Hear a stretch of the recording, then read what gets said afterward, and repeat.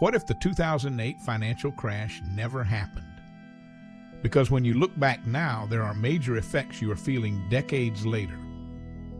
Your house is worth half what it should be. Your retirement account never recovered. Your career was derailed by a recession that didn't have to happen. The 2008 financial crisis wasn't a natural disaster.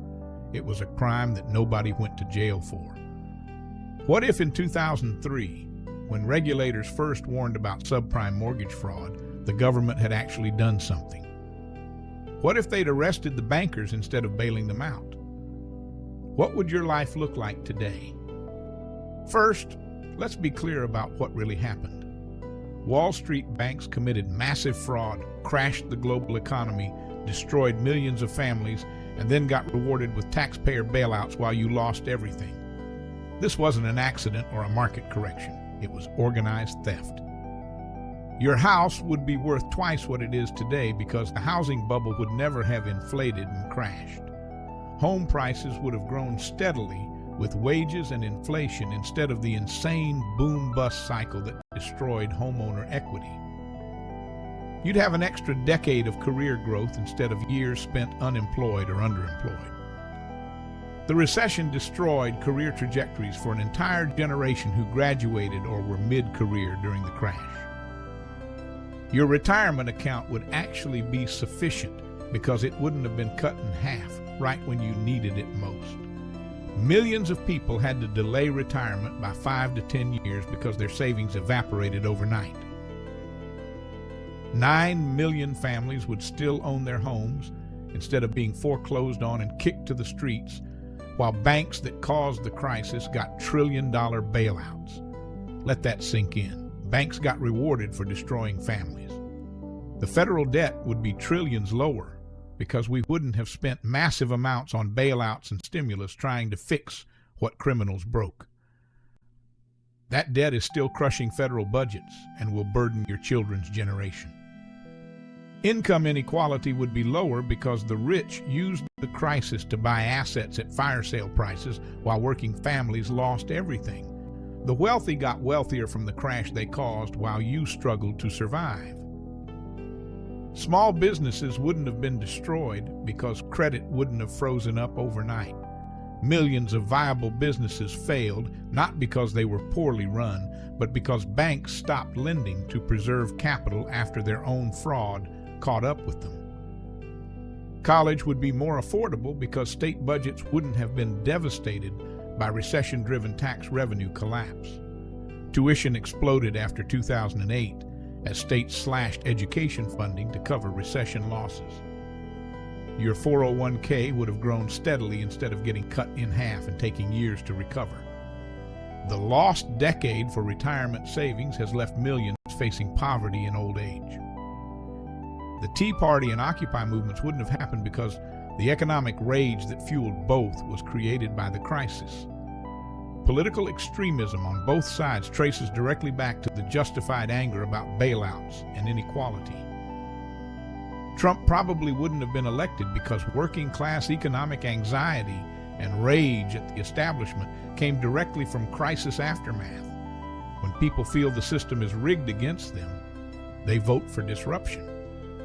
But here's what really should make you furious. They knew it was coming. Regulators warned about mortgage fraud in 2003. FBI warned about an epidemic of mortgage fraud in 2004. State attorneys general tried to investigate and were blocked by federal regulators. The ratings agencies, Moody's and Standard & Poor's, knew they were giving up AAA ratings to garbage mortgages. They did it anyway because they got paid by the banks packaging the fraud. This was conscious, deliberate deception. Bank executives knew they were selling toxic assets to pension funds and retirement accounts. Internal emails proved they called their own products crap and garbage while selling them to clients. This was knowing fraud, not mistakes. The regulators who were supposed to protect you were literally in bed with the banks. They came from Wall Street, regulated their friends with a wink and nod, then went back to Wall Street jobs. The revolving door made regulation impossible. When the crisis hit, they bailed out the criminals and let you suffer. Banks got zero interest loans and debt forgiveness. You got nothing except demands to keep paying your underwater mortgage while bank executives got bonuses. Not one major bank executive went to jail, not one. They committed the largest financial fraud in human history, destroyed millions of lives, crashed the global economy, and walked away wealthy. The only people punished were their victims. Iceland arrested their bankers and let their banks fail. Their economy recovered faster than anyone's. America rewarded criminals and prolonged the suffering. We made the wrong choice, and you paid the price. The banks are bigger now than before the crisis. Too big to fail became bigger and more dangerous. We didn't fix anything. We rewarded the behavior that caused the crisis and guaranteed it will happen again. Your children will face another financial crisis because we didn't hold anyone accountable or fix the system. When crime pays, criminals keep committing crimes. Wall Street learned they can destroy the economy without consequences. The government could have let banks fail, arrested executives, broken up the monopolies, and used bailout money to help homeowners instead. Iceland did this and thrived. We chose to protect criminals instead of citizens. Every month when you pay your mortgage on an underwater house, or struggle with retirement savings that never recovered, or deal with career damage from the recession, remember this was preventable. Every bit of it. They stole your wealth, your security, and your future. Then they convinced you it was necessary and inevitable. It wasn't. It was organized crime that we chose not to prosecute because the criminals controlled the government. The 2008 financial crisis was the moment America proved that laws don't apply to the wealthy. Banks can commit fraud, destroy millions of lives, crash the economy, and walk away richer than before. That's not capitalism, that's oligarchy. If we had stopped the fraud in 2003 when regulators first warned, or 2004 when the FBI raised alarms, or 2006 when everyone knew it was a bubble, your life would be dramatically different.